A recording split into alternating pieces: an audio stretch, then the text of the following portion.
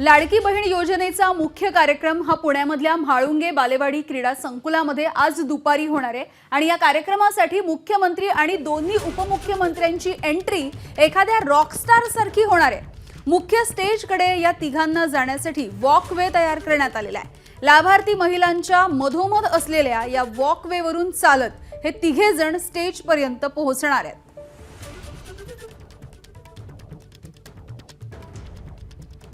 लाडकी बहीण योजनेचा मुख्य कार्यक्रम पुण्यातील या म्हाळुंगे बालेवाडी क्रीडा संकुलामध्ये होतो आहे।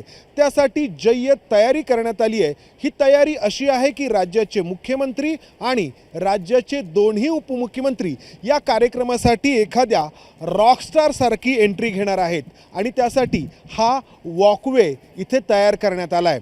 एकनाथ शिंदे, देवेंद्र फडणवीस आणि अजित पवार म्हाळुंगे बालेवाडीतील या बॅडमिंटन हॉलमध्ये पोहोचल्यानंतर या वॉकवेवरून कॅमेऱ्याच्याही पाठीमागे हा वॉकवे सुरू होतो, तिथून चालायला सुरुवात करणार आहेत आणि त्यांच्या दोन्ही बाजूंना लाभार्थी महिला असणार आहेत।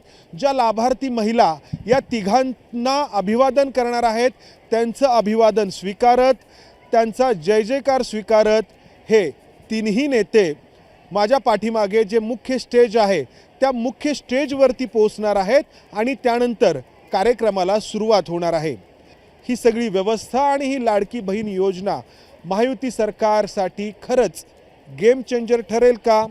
खात्यामध्ये पैसे आल्यामुळं महिला प्रत्यक्ष मतदानावेळी देखील महायुती सरकारच्या पाठीमागे उभी राहतील का?